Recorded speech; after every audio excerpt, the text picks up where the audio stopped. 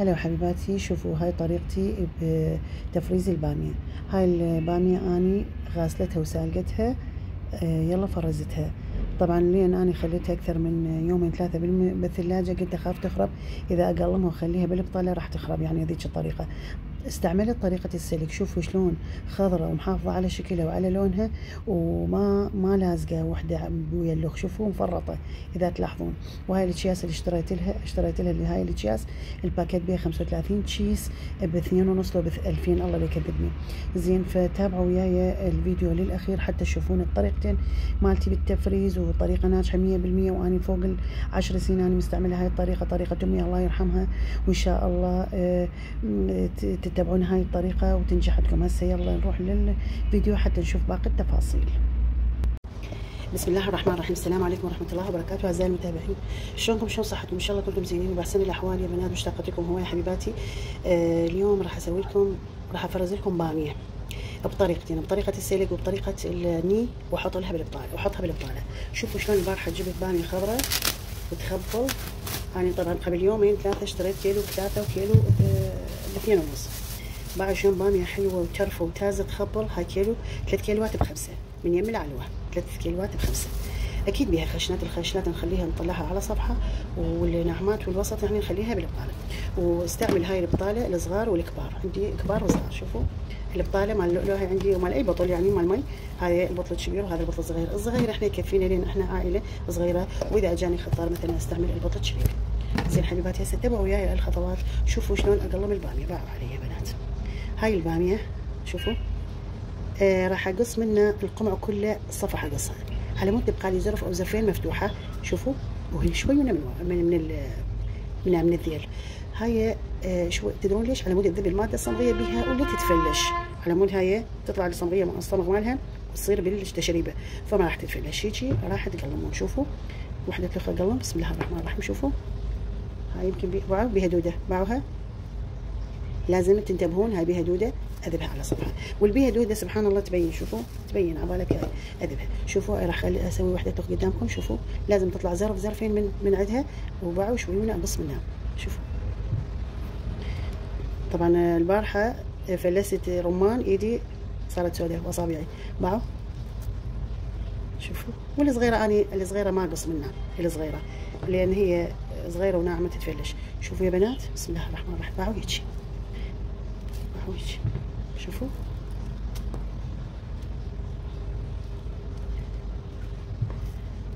لاحظوا الطريقه. باعوا هاي اخر وحده اسويها. شوفوا هاي اخر وحده. بسم الله الرحمن الرحيم. هاي كلها كلها بينت بظروف. باعوا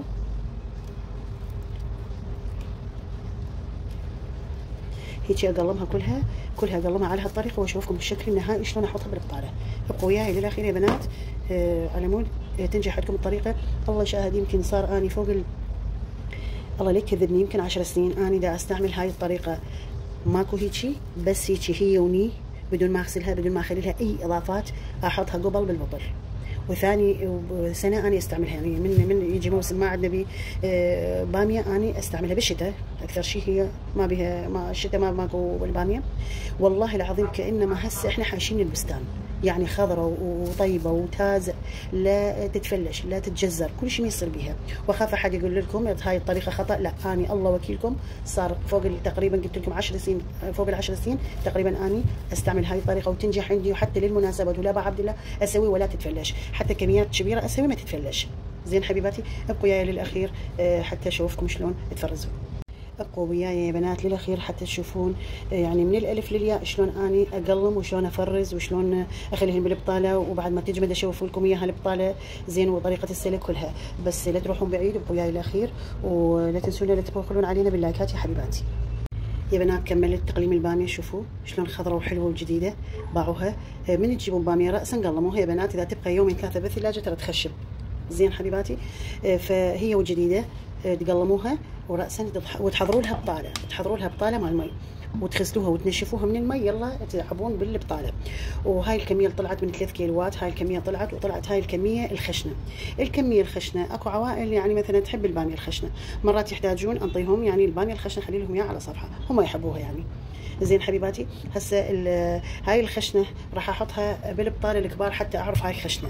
زين حبيباتي بهاي البطاله الكبار، والحجم الناعمه والوسط اخليها بهاي البطاله الصغار. انا غسلت ما كان عندي بطاله خلصتهن، يعني هسه كان عندي بطاله غسلتهن هسه يلا، وجبت المجفف او المستشوار على مود اذا اخذ بها قطره ماء. شوفوا انا شفها بهذا السشوار. زين حبيباتي، بس لا تخلوها على نار عاليه لان يموع البطل. زين انا البطل ما عندي طبعا ذبيته. زين وهذا من ماء على النص. المهم راح انشف البطاله كلها بالسشوار حتى لا يبقى مي بيها، لان المي احتمال تخرب الباميه. حبيباتي شوفوا شلون نشفت. راح انشف البطاله كلها وارجع لكم. يا بنات نشفت كل البطاله بهذا السشوار، وشوفوا اخر بطل بقى، شوفوا شلون نشفه، ونشفت القبوره همين. ويا بنات هسه راح اعبي بيها الباميه. وهسه ابقوا وياي شو شلون اعبي. بسم الله الرحمن الرحيم. شوفوا يا بنات، مو بس تخلون الناعم او الخشن هنا قصدي او الوسط، لا راوسوا. شوفوا بسم الله الرحمن الرحيم. باعوا تابعوني يا بنات، تابعوني للاخير حتى تعرفون شلون اخر شيء يعني مش اسد القبق لحد ما اسد القبق. انتبهوا علي وتابعوني للاخير. بسم الله الرحمن الرحيم. صلوا على محمد وآل محمد. اللهم صل على محمد واهل بيته الطيبين الطاهرين. شوفوا مو تدحسوها بحيث يعني تمردوها مرد، لا ولا تجعصوها ابد، على هيك على رهاوه. زين حبيباتي على رهاوه. بسم الله الرحمن الرحيم. جربوا هاي الطريقه. شوفوا تترحمون على امي وابويا لو لا؟ والله سهله كلش، سهله بشكل لا تتعبون ولا تسلكون ولا تسوون. يعني السلك ترى يراد تقيد والتزام. اني هسه ما صار لي يمكن نص ساعه قلمت الباميه كلها وغسلت البطاله ونشفتها، يعني يمكن الله لا يكذبني ما طولت نص ساعه.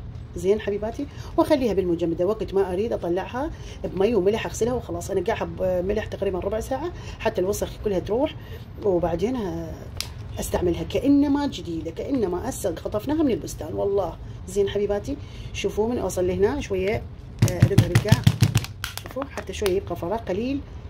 خلاص ما اسدها للحلق. شوفوا لي وين، شوفوا لهنا، لان هي من تتحط بالمجمده راح يصير ضغط هي هيك تنجعص. افتهمتوا؟ البطاله تنجعص. هسه راح اقبقها بعد ما انا ما اطلع الهواء، المجمده هي تطلع الهواء. زين حبيباتي شوف اقبقها زين.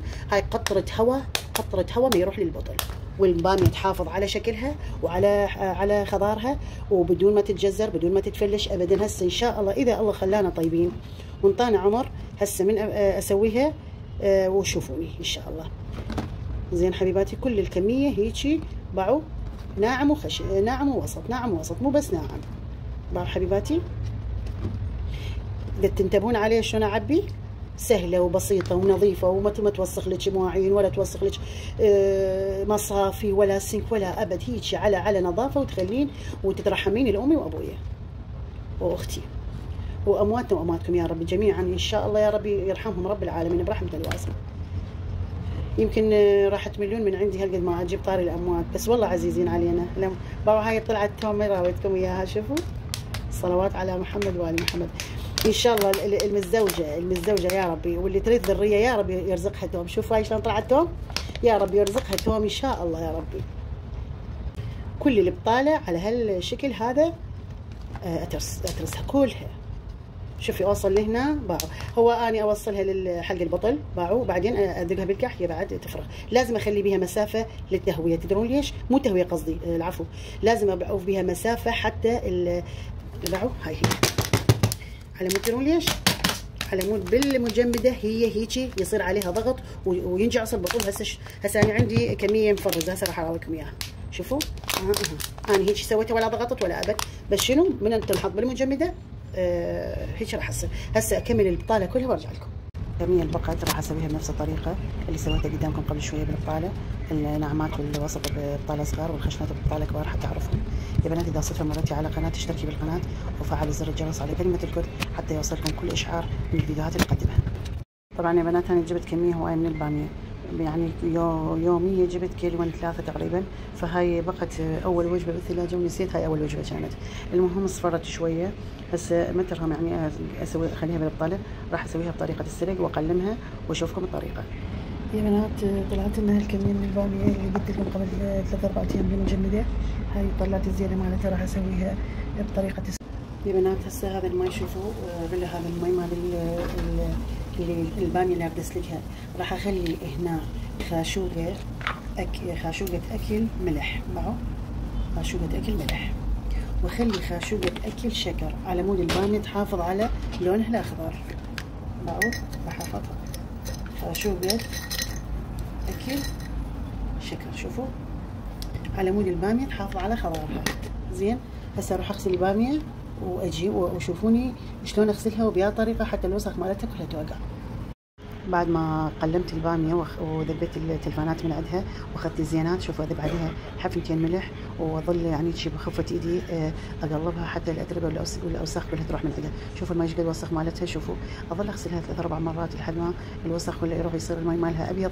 يلا اوشلها بالمصفي. هسه اخر وجبة اخلصها واوشلها بالمصفي واسمي عليها واخليها تتوشل وبعدين اذبها بالمي المغلي. هسه البامية وشلت ميها راح اذبها. بسم الله الرحمن الرحيم. بسم الله الرحمن الرحيم. بعد ما غسلت الباميه وشلتها من المي ذبيتها بالمي المغلي. شو اسمه يا بنات، ما اخليها وايد تستوي، تقريبا دقيقه او دقيقه ونص على مود تحافظ على لونها الاخضر. واحنا ذبينا بها شكر على مود تحافظ على لونها الاخضر. شوفوا دقيقه ونص مو اكثر، لان ما اريدها تنسلق. من تنسلق وانت تطبخيها بعدين تطلعيها من المجمده تنهري وتصير شوربه. زين اريد تحافظ على يعني شكلها وعلى على صلابتها. زين حبيباتي واريد تحافظ على شكلها الاخضر. ولا تنسون الشكر، تخليها الشكر يخليها تحافظ على لونها الاخضر. هسه راح اصفيها بالمصفي وتوشي ميها وتبرد، وتوشي ميها واخليها بالصينيه على مود من تبرد افرغها بالاكياس. انا جبت لها اكياس الطباقات هاي باعوا، اخاف بها تلفانات راح اطلعهن او الصفرة اللي طلعنا. هسه جبت هاي الاكياس 35 وحده بها ب 2500، كل وحده تلزم نص كيلو تقريبا. انا اقسم الكميه كلها على 4 اكياس تقريبا. زين حبيباتي حسب افراد عائلتك. زين هسه راح اشوفكم الطريقه بعد ما اشوفكم اياها بعد ما تجمع. شوفوها وحده صايره، لا تلزق وحده باللخ ولا ابد. اذا سلكتيها زايد راح تلزق. سويها تقريبا دقيقه ودقيقه ونص. يا بنات شوفوا هسه راح اطلع الهواء من التشيس، بعدين اغلق الطبق. شوفوا طلع الهواء زين. بسم الله الرحمن الرحيم. شوفون غلقت. بس ايش راح اسوي؟ امشي افرشها حتى اقدر اصفطها من الجنب. هاي يا بنات مال عائله صغيره يعني. شوفوا تقريبا كل شيء نص كيلو. شوفوا راح اطلع الهواء زين، مو تجعصوها وتمردوها الباميه. زين راسا وباقي. شوفوا ما شاء الله كميه زينه طلعت لنا. هي كانت 6 كيلوات. بسم الله الرحمن الرحيم. كانت 6. انا اطلع الهواء.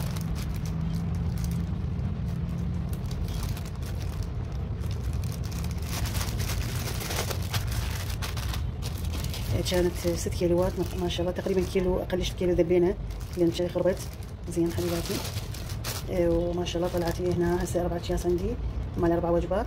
بسم الله الرحمن الرحيم. وعندي هنا البطاله 2 4 كبار و2 4 6 8 4 كبار طلعت لي، وعد طلعت لي 2 4 6 8 صغار. زين حبيباتي شوفوا ما عدا هذني، شوفوها ما عدا هذني. طبعا البطاله الكبار ضميتنا على الصفحه لان منظرها مو حلو كان ويا الصغار. شوفوا المنظر الحلو يا بنات. ان شاء الله طول الشتاء اذا الله خلانا بسلامه وطيب ان شاء الله ما نحتاج بعد باميه من برا، تكفينا الخطه وتكفينا المناسبات السعيده ان شاء الله يا رب، تكفينا الكل شيء.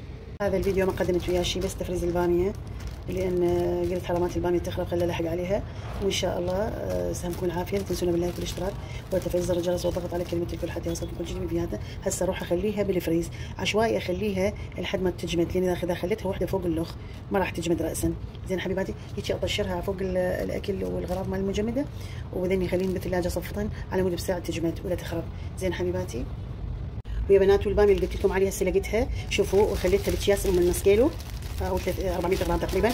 شوفوا شلون، شوفوها عليكم الله، شوفوا شلون متفرقه واحده عن اللوك. شوفوها لا لازقه ولا ابد. شوفوها ما شاء الله، لان انا اشتريت لها هاي الكيس المطبقه. هاي الكيس طلعت بها 35 كيس بالكرتونه ب 2.5 بلاش يعني. حتى هذا الكيس تقدرين تستعملينه اكثر من مره. زي حبيباتي شوفوا ما شاء الله طلعت بعد شلون خضراء وحلوه. هاي الباميه الخربانه كانت اللي خليتها اكثر من 3-4 ايام بالمجمده. شوفوا شلون طلعت خضراء وحلوه. باعوها شلون خضراء وحلوه.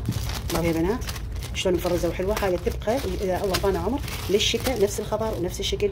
اني طبعا اتعاجز اني اسلق، بس هي هاي اللي قلت لكم اللي خليتها اكثر من يوم، اكثر من 3 4 ايام بالثلاجه، فقلت اخاف تخرب او اخاف من الجنب بالبطل تخرب، فسويتها سلقتها وخليتها بهاي الاكياس الحلوه. راعوا شكلها مغري وشكلها يخبل. طبعا ماكو احلى من الترتيب، ماكو احلى من النظافه يا بنات. رتبوا اشياءكم بالمجمده وبالثلاجه، رتبوا حياتكم، رتبوا نفسكم يا بنات، وماكو وحده طبعا ما تعرف الترتيب. ان شاء الله كلكم حبابات وطلع مدبرات، كل شيء راح تتعلمون يعني من عندنا ان شاء الله. وانتم اذا عندكم اي اراء اي طريقه عندكم انطوني ارائكم بالتعليقات ان شاء الله، ونكون عند حسن ظنكم وتكونون عند حسن ظني يا رب العالمين. هسه نروح على باقي التفريزات نجيبها واشوفكم الشكل الجديد، يعني الشكل اللي تفرزت والشكل اللي هسه قلمتها وخليتها بالبقاله.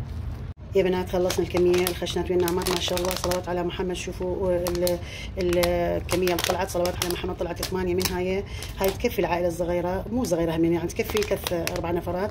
زين حبيباتي طلعت 8 من هاي، وطلعت 2 خشنات. العائله اللي تحب نعطيهم اياها زين ثواب. هاي البطلين اللي طلعن خشنات هسه نروح نفرزهن. اني قبل هالكميه هاي شوفوا شلون طلعت، شوفوا شو منظرها ايش قد حلو، شوفوا خضارها، شوفوا ترتيبها، شوفوا طبعا لو وسخت لي ميز، لو وسخت لي مصافي، كل شيء ما وسخت لي.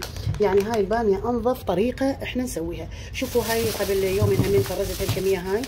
باعوا يا بنات ما شاء الله، صلوات على محمد وآل محمد. باعوا عليكم الله، باعوها يعني مفرزه وتبقى بهالخضار لحد ما تطبخيها بهالخضار تبقى. شوفوا هم سوينا، طلعت من عندي الخشنات سويناها بهذا البطل. باعوا البطل من شويه يصير بيه مجال، شلون باعوا البطل ينجعص، باعوا اتركوا مجال بالبطل حتى ينجعص. شوفوا انا هسه من هم المفروض افرغ بعد يعني، فاللي هنا انتم ترسوا البطل الباميه حتى هيك تنجعص والهواء يضغط على البطل، والباميه تحافظ على شكلها وعلى خضارها وعلى كل شيء. شوفوا ما شاء الله، صلوات على محمد وآل محمد. هاي محشنه كلش. باعوا الخشنات احنا راح نضمهن للي يحتاجهن. شوفوا شلون خضار حلو، شوفوا حتى قامت تخشخش. باعوا يعني صايره حبايه ما لازقه ابد، ما لازقه زين. حتى من تطلعوها هيك تطبخوها، من تطلعوها بهالطريقه هاي تضيفوا لها ملح وتنقعوها بشويه مي ربع ساعه تقريبا، وشكو وسخ يطلع من عندها البامي كانه ما هسه حاشيه من البستان. زين حبيباتي نفرز باقي الكميه كلها، راح تطلع على هالشاكله هاي. شوفوا كلها تطلع هيك عندنا هسه ما شاء الله، خير من الله رب العالمين. ان شاء الله يخلينا ان شاء الله بخير وسلامه ناكلها، ونسوي بها ان شاء الله ثواب لابا عبد الله، ونسوي بها ثواب للاموات، نسويها للخطار. هل ان شاء الله بس نكون ربي يخليكم يخلينا سالمين غانمين يا رب العالمين، يدفع عنا كل بلاء. يا بنات طبقوا هاي الطريقه لان الباميه راح تخلص. روحوا للسوق هسه اشتروا، اكو يم العلوه يبيعون 3 كيلوات ب 5000، واكو ناس تبيع ب 2000، واكو ناس تبيع ب3. انت دوري شو اسمه الشنابر، ذول الشنابر اللي قاعدين بسطيات خالين، هذول يبيعون 3 ب5. فكلش باميه تازه وخضره، شوفوها خضره وجديده. فسارعوا وروحوا اشتروا، لان ما راح راح تبقى الباميه راح تغلى غلوه وبعد وراها ماكو. زين حبيباتي ما دام الكيلو ب 2 ل 4,500 روحوا اشتروا وفرزوا ان شاء الله بخير وسلامه وعافيه تاكلوها يا رب العالمين. الله يبعد عنكم كل شر، يبعد عنا كل شر يا ارحم الراحمين يا الله.